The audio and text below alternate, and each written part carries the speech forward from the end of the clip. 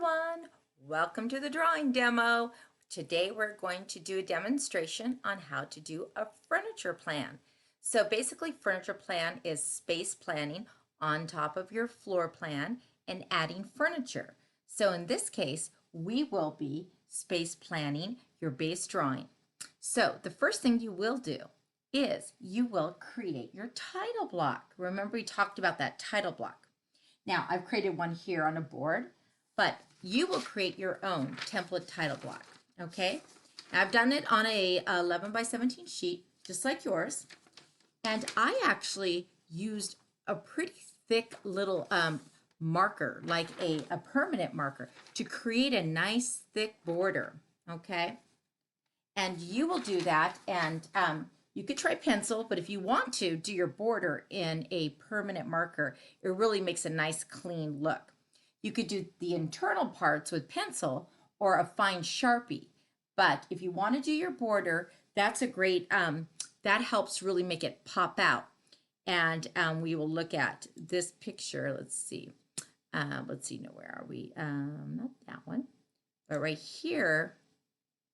Let's see if we can get over to, let me see our border page. Let's see, that we don't want that. I always have to look at that, huh?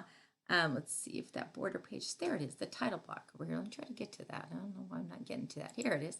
So remember, you guys, your title block has this information. It's also on modular 9, and you can see the template. It's a little cut off here. I'm sorry, but we have a 1/2 inch here, and then a whole 1.5 inches on this side. I explained why, because we stapled that all the drawings together on that side, so we have to have a 1/2 inch. Then you have the sheet number or page number, sheet title. That's basically floor plan, elevations, kind of the name of the multi-plane drawings, the name of your drawing, a scale. Revisions are something we're going to touch base later, but you want to have a few lines for revisions. Your project information is your client's name. So you make that up. Say Mr. and Mrs. Smith, the address in Huntington Beach, whatever it is. And you could put in the corner too, the assignment number. And then your information, your name, and create a logo for yourself. I think that will be kind of fun, So anyway, first thing you want to do is get your title block together.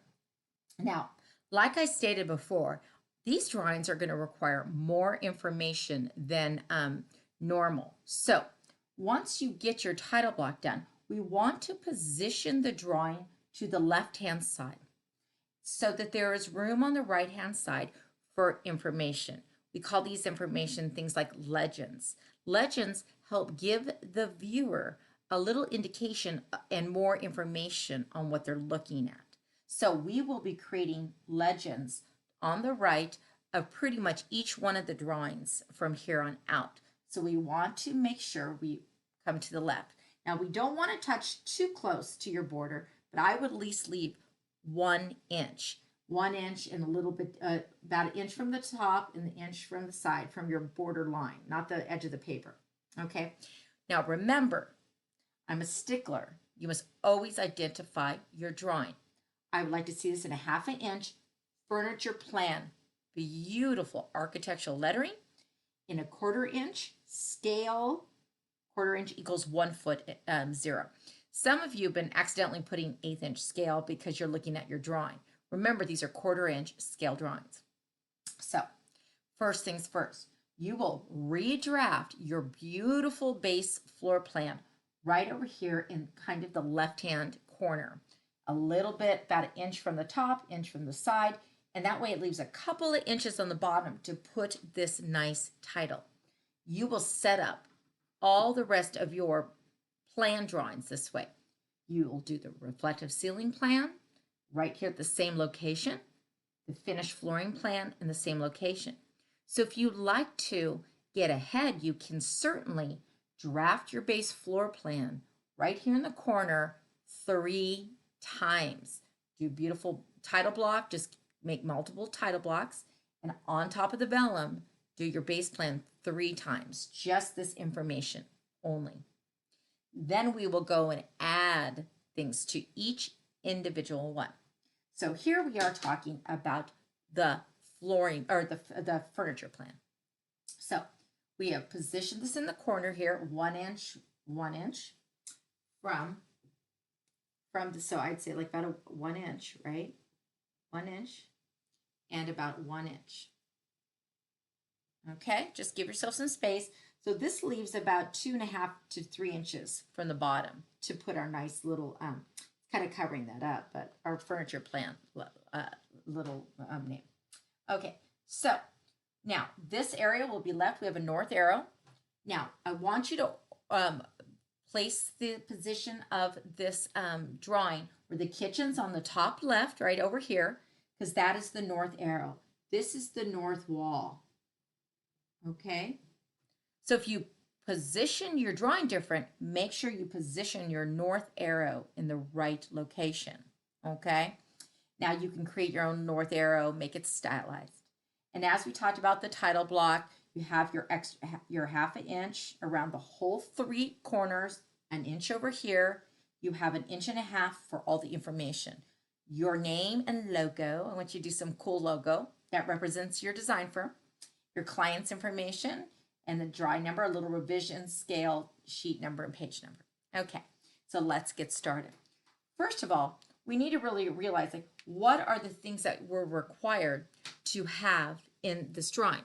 So let's go back to our outline of the furniture plan and we can discuss that and see exactly where what we're required to have. Okay, so let me get over there and I took this off me. Right now that can be found back in Modular 9 under the final project outline. Okay, so this situation we have our final project right here, final project floor plan. There you should have already printed this final project outline. Let's take a look at that. So here under furniture plan, it explains all the various things that we need to incorporate into our design. So we have an L-shaped sofa, a coffee table, end table, 52-inch screen TV, a dining table that seats 6, king-size table, nightstands, dressers, bunk bed with a small desk and dresser, 3 lamps at least, a couple pieces of artwork, 1 plant, and furniture callouts. What are those? Okay, so that's the requirements. And what you'll be doing is you're going to use your handy dandy tools, right? These are our templates that you absolutely need. They will save you. And this is, you know, your nice triangle and a good nice soft lead so it'll look nice and dark. Okay, the first things we want to do is we want to get you familiar with our little templates. And these templates all have sizes, so pay attention. These squares, it says right on the templates, this is called home furnishings. It actually says king size bed on it. So you don't even have to measure. You know we need a king size bed. This says queen bed, a double bed, queen bed, and so forth. So they actually have sizes of things, which is lovely. Also, this tool has a little baby grand piano, although I don't recommend it. The space is way too small. But I do want to tell you something that you should never do. It's a no-no. A little bit about these templates. A lot of people like to put baby grand pianos where they put the round part in the corner. See like that? So let's say I decided to put a baby grand piano here for some reason. Okay. You would never put a piano with a round in the corner because the music, that's the part that lifts up and the music goes out. And so we don't want to push the music out. Here's the little bench where the player is, right? Well, that is never how you position a baby grand piano. It goes the opposite direction. The reason why I'm telling you this is just for the future. I don't really want to see a baby grand piano here. But if you ever do a baby grand piano, you actually need more room than that because you need to put a little bench and a person has to come around here, go into their baby grand, play the piano, and all the music comes out here this way into the room. Does that make sense? So I just want to let you know a little bit about these tools that we're using. I don't think that the baby grand piano is on the schedule for things, but in the future, you might get an opportunity to do a music room or something, and I want you to know how to do it. Also, secondly, some of these templates can be kind of confusing with the chairs. I want you to notice when we do a chair, this template has a club, it says club. Okay. This little template is called a Windsor chair. It says right there, Windsor. It says the name of it. I'm going to do these little templates. Okay. Over here, this is a little side chair. Okay. So just a little something about these chairs. I want you to note that the front is always the smallest part. The back is always the widest part. Okay?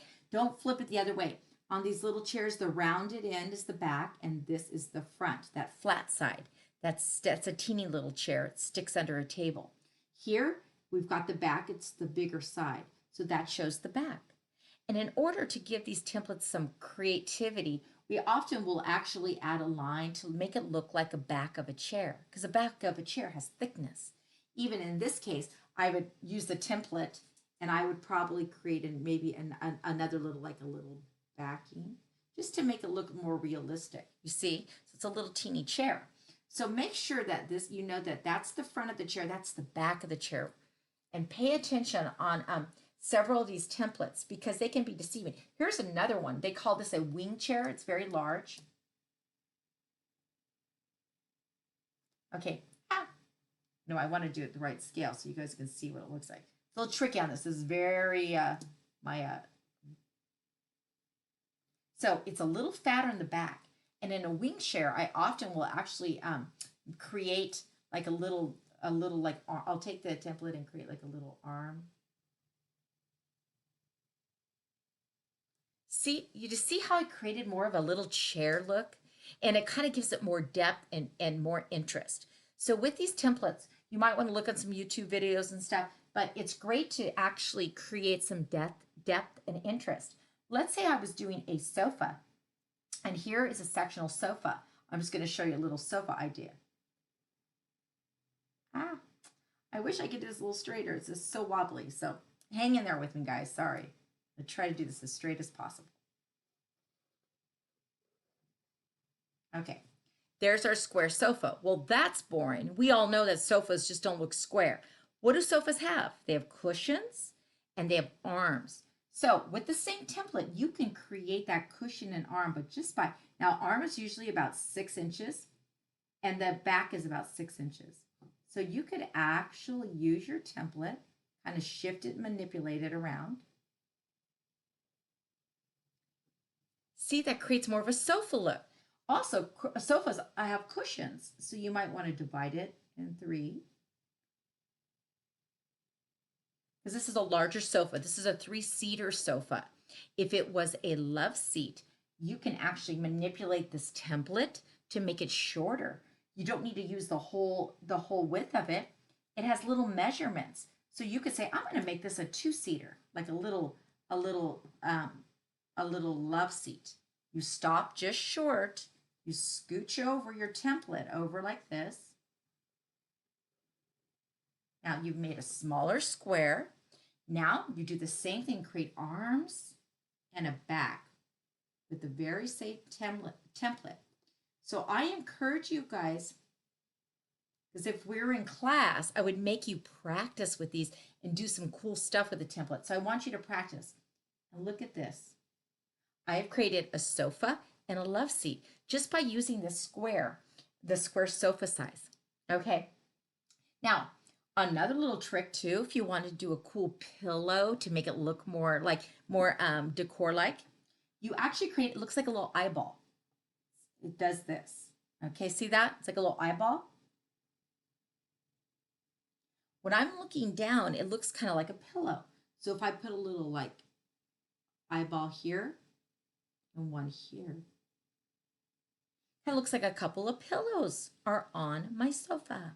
Now, what if I want to make this an L-shaped sectional? I can certainly do that, and this is how. Let me get rid of this little love seat. basically, it's like taking my love seat and I can do one or two things. I could actually create more of a chaise where it's just just the little square part that comes out. You know, when you like leisure.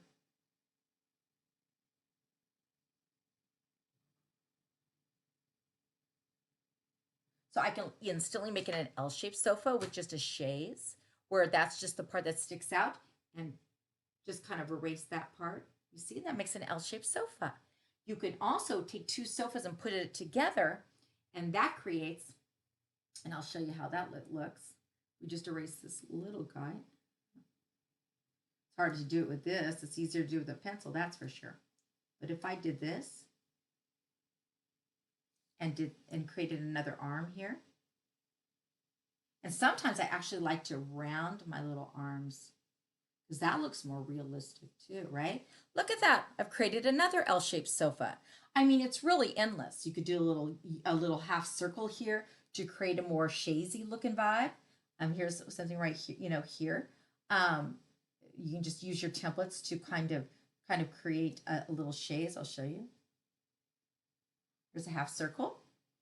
And then I can bring that up and create kind of like one of those half circle chaises. So there's so many things you guys can do with these templates. It's such a blast. And I encourage you, there's many shapes, there's circles, different sizes for your dining tables. There's different squares. You can cut short and use half of them. You don't have to use them all. You can manipulate this to make anything in any size you want. So make sure when you pick your furniture, you put the right size in. Your furniture doesn't have to be perfect. I'm not expecting you to scale the furniture in to the right size. We got to make this work. So we'll just assume those furniture pictures you send in next week are going to be the furniture that represents here. So I want to see an L-shaped sofa or some kind of sectional. We want a desk, a bunk beds, some of those furniture things that are needed and that we're calling out on that original program. And it's right there, even under module 11 under furniture plan. It has the list. Now, that's a minimum.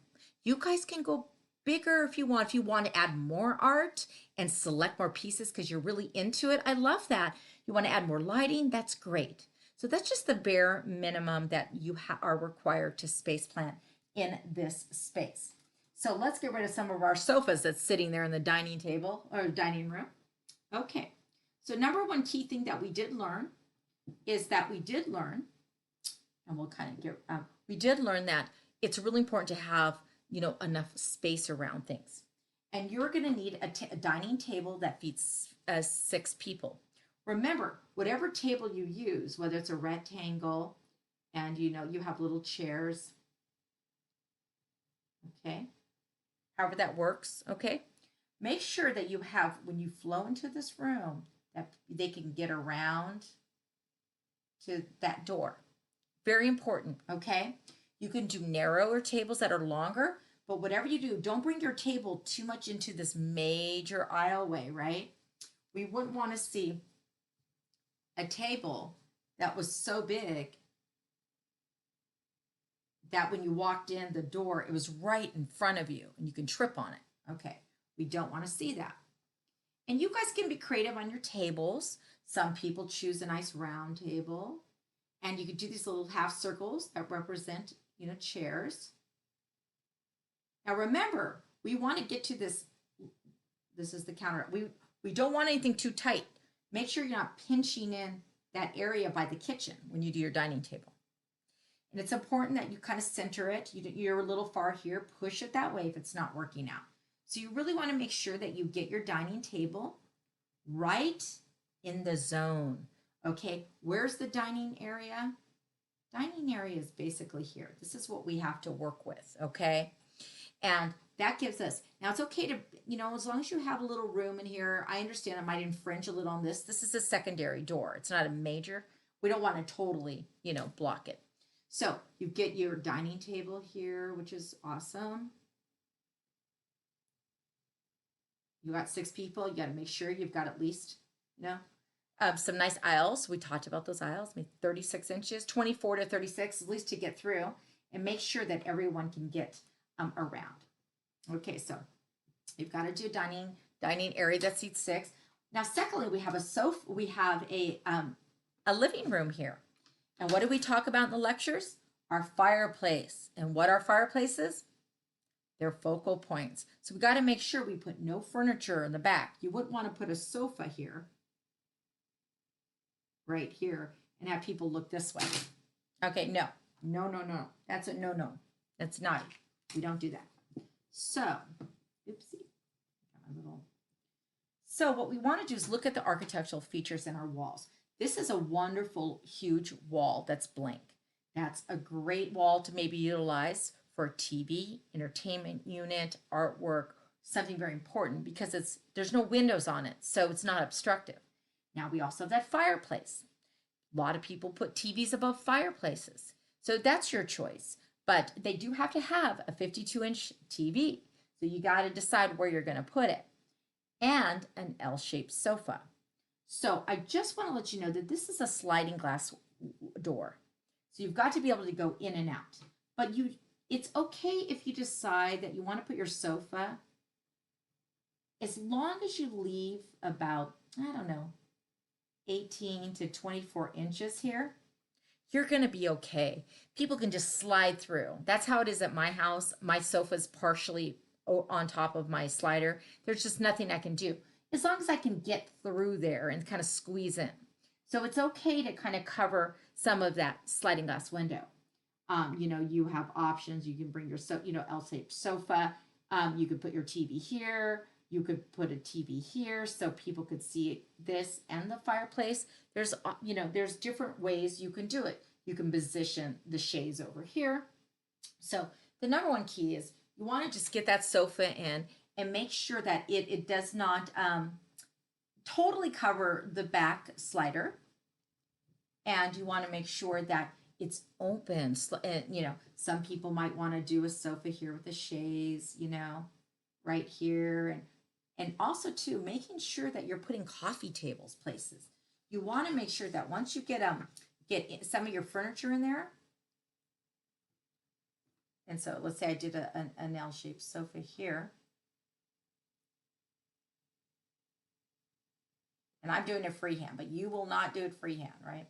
We'll have a little arm. We want to make sure they're to scale. Arms here. I might have some pillows, some seat cushions, and I'm making it look like a sofa. Now, when you add your coffee table, make sure that it's only 15 to 18 inches away. Coffee tables are not that far away because you've got to be able to reach and set your drink down or, put your feet on there if you're chilling. And so you don't want them so far away. So make sure you keep them pretty snug.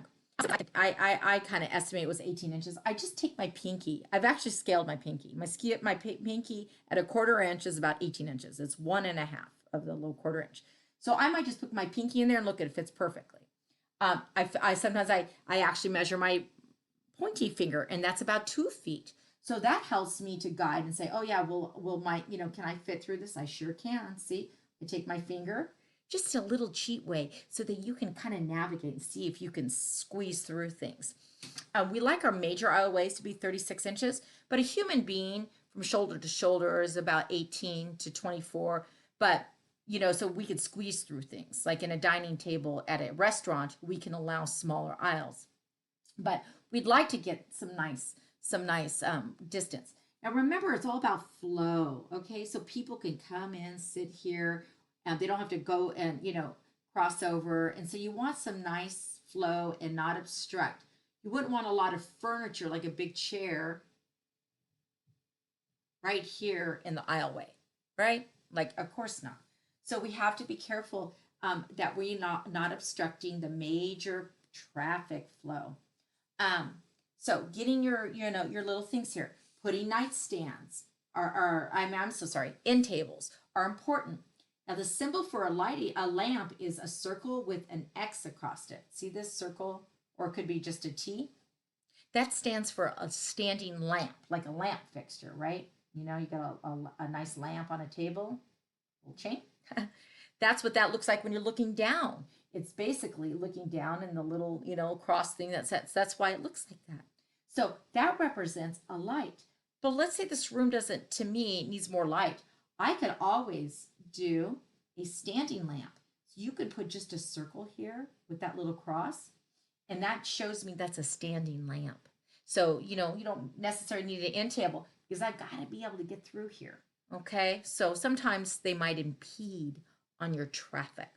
So we want to make sure if you're putting, you could put a beautiful little console table here with your TV. You can add a desk here even if you want. This is a lot of room here. Maybe a bookshelf. I don't know. It's up to you. Or art on each side. So these are all different ideas that you can kind of play with. And also, as you're selecting your furniture, you have to decide. You can put an area rug. I love area rugs. Those are pretty. They add a lot of design aesthetic. So you can add a little area rug, but make sure you're always using templates or your triangles or straight edge. Okay, we're not doing what I'm doing, which is freehanding here. Let's go into the bedrooms, shall we? The master requires a king size. I don't want to see a queen. This is a master. So we have a queen size or a king size template. Okay. Now, in the videos, you saw that some of the more ideal ways of setting up a bedroom. I have a big problem of putting the bed against an actual window. The bed is the focal point, and you don't want to block any of that beautiful natural light that could be coming in. So when you really look at that, you have to say, there's really only one wall to put this bed on. So putting the bed, the big king size bed here, totally makes sense, unless you can justify to me why you're putting it against the window. We talked about nightstands, and we talked about that they need to be very close. Okay. And also, you probably have to give yourself some room for a big headboard. They're chunky, So you got to space plan those in.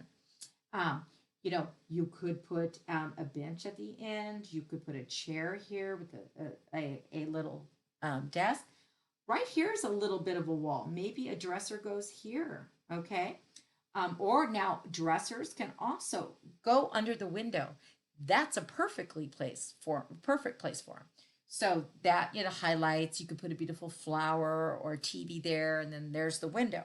So here are options. And once again, putting that, the lamps right here. But in order to make a bed a little more interesting, just like adding pillows and cushions, we also can do that to the beds. You could normally fold a bed. You might also see some, put like a little pillow this way or little extra pillows on top of your bed, right? You could even put like a little blanket on the corner. Okay, some people actually put a little triangle there showing it's folded over. This gives the bed more personality. You can also mimic the print of your bedspread if you like. If it's polka dots or a little flower, you can actually sketch the pattern on the bedspread. It brings it to life. So here you go, and remember, if you do a chair, add a little, backing, give it some personality. Now here you have an interesting situation, because here you have the second bedroom, and this second bedroom has a window here. Right here, it's hard to tell, and two walls. So you have some choices, and they're requiring a bunk bed. But as I said, you're able to put a day bed if you'd like, which is a trundle bed. It's two beds, and you pull a bed underneath, and it tucks away. But here is a closet. We do not want to cover a closet with a piece of furniture, so you really can't put something in front of that closet. So you may decide you want your big bunk beds here. Maybe there's a nightstand here, a desk maybe for the kidlets. You could put dressers. You have options with this room. So play with it. Maybe, depending on the theme. These are children, I believe 8 years old. So you can play with it and have fun. You can, position the bed at a different angle. Maybe you have bunk beds that stack up high onto each other, which in that case, they look like an L shape. And if you, I've seen bunk beds that stack. So in that case, you might have a bunk bed here and maybe it stacks on top here. And in that case, you would put a dotted line. That's showing it's hidden. It's tucked underneath there. One's on top and one's on the bottom. And a lot of times people actually have a little hidden desk underneath there and create their own little like a little office or a little fort under there. So you've seen stacked bunk beds. So do your research and look at some creative ways that you would think you would space plan a bunk bed or a day bed in here. And also, once again, adding nightstands or lighting is important. Maybe you want a toy box. You can do that as long as it fits.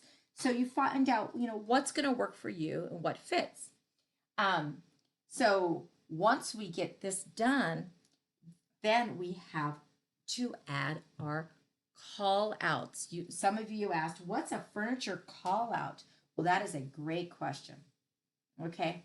So this is where our legend comes in. Okay. I'm going to erase these things. Okay. And I'm going to show you what a furniture call out is.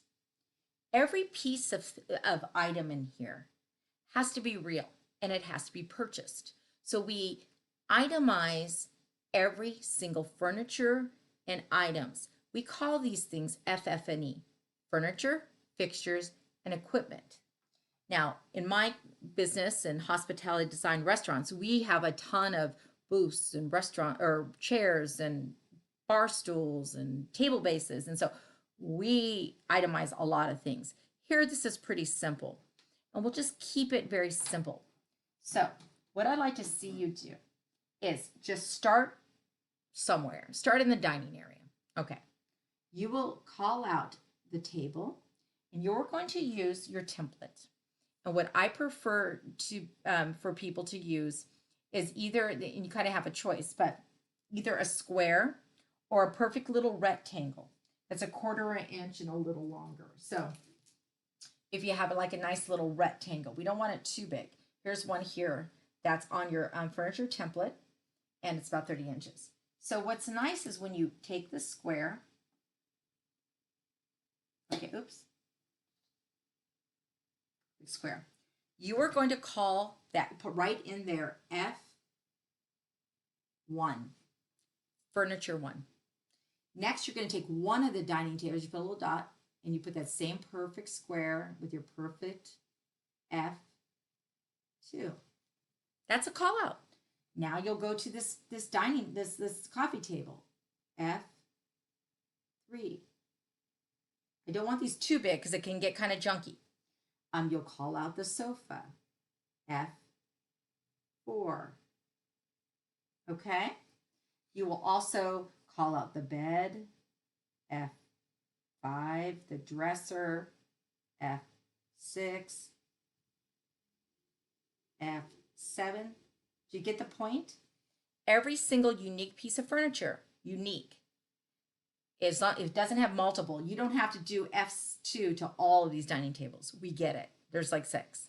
But here you just get, so every unique piece of furniture gets a call out number to start from your dining table to your dining chairs, to your coffee table, to your sofas, to your end tables, to your credenzas, a desk chair. Every single thing in here should have a separate number.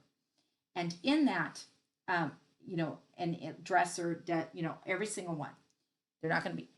Here is where it gets, that information comes to life. You are going to make a nice long rectangle. This is going to say furniture legend.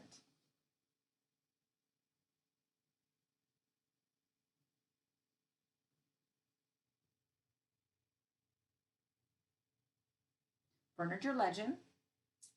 It will have about 3/4 of an inch, and you're going to have various lines across it. See this? And it's going to be pretty long. There's a lot of furniture in here. So as many pieces of furniture in here as you've got to do. And so it's going to probably start up here and do the line small. You're going to have to write very small. You'll put F1 and you'll say dining table, like a 48-inch dining table. And this is in your best architectural lettering. I will grade very heavily on this. So as you go to F2, F3, you'll say like 6 foot by 5 foot L-shaped sofa, a TV credenza, and give me the sizes. And this shows, and you know the sizes, you just put your scale on it, okay? 36-inch round coffee table. You are identifying the pieces and the sizes of the pieces so that we know what fits in there. So those sizes of these items should fit. So as you measure, okay? So this is called a furniture legend. Sometimes we even have the symbol next to it, but we don't have enough room. That's when we do restaurants and stuff. We put an actual chair symbol, But in this case, you're going to put the call out number, the F1, F2, and then you're going to also put the item. Now, there are more things here than furniture, I'm afraid. We have what else? We have lighting, like those little lamps. Well, lamps are L1, L2. That stands for lamp, okay? So this little lamp, you're going to call it L1. Let's say this lamp, if they're the same, they won't be the same, but because that's standing, would be L2. And then let's say these are the same. You would just put L3. Okay, so you'll probably have about a few lamps too. And that basically will cover the items on your floor plan.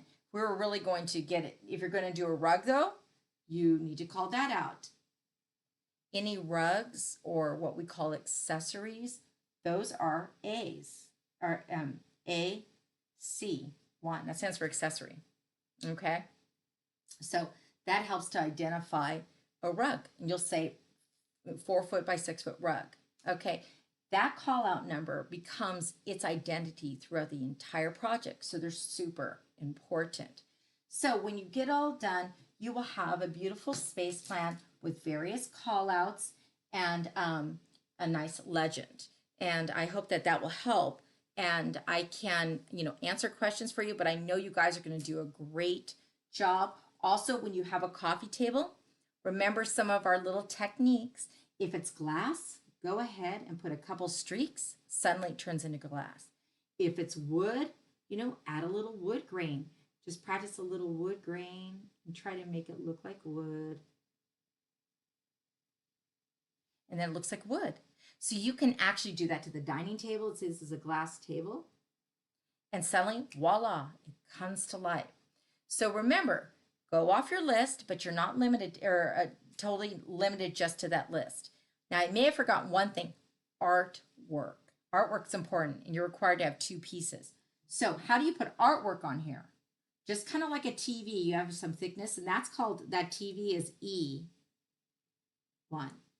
E is for equipment. That equals a TV. So any equipment you have in there, stereo equipment, TV, that's equipment. Accessories, plants and rugs, mirrors are accessories. Art is just A1. Art is A. And I'm sorry, the light is on the way. So I don't know if you can see that. You can kind of see those abbreviations, but I will repeat that. Maybe we can say here.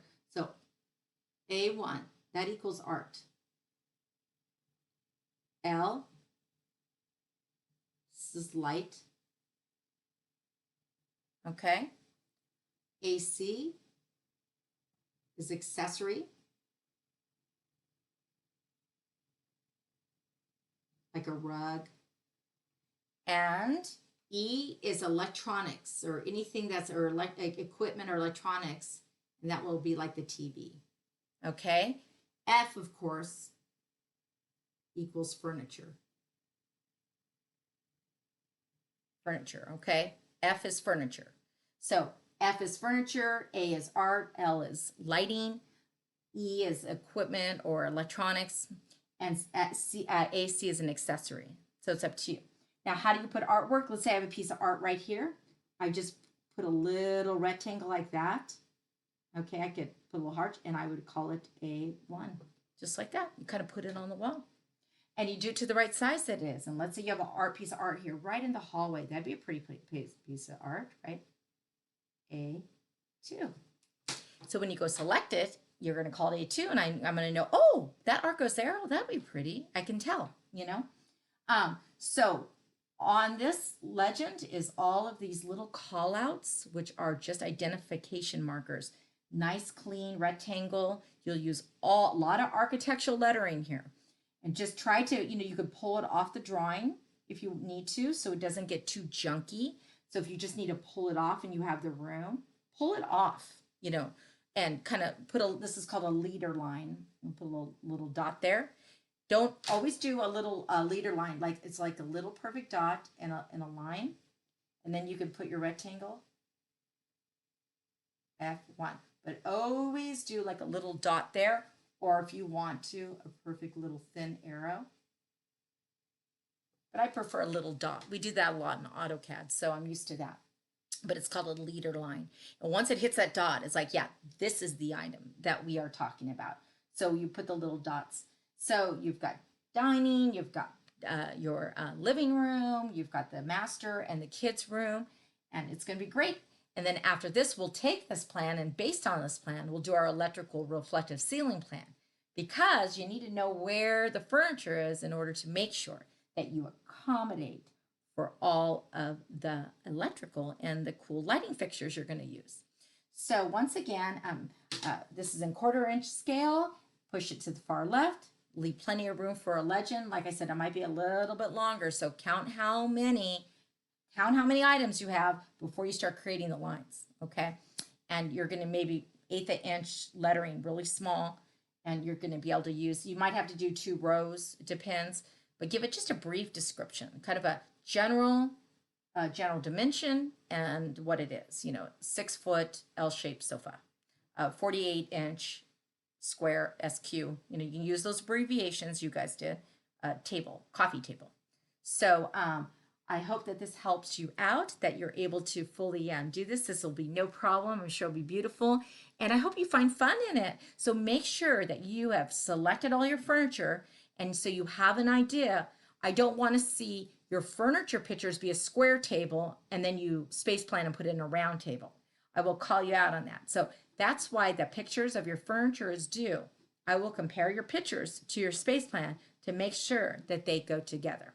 So I hope you enjoyed the demo and this helps out. And I look forward to talking to you guys all on Monday with any questions. So we will certainly see you then. Take care. Have a great day.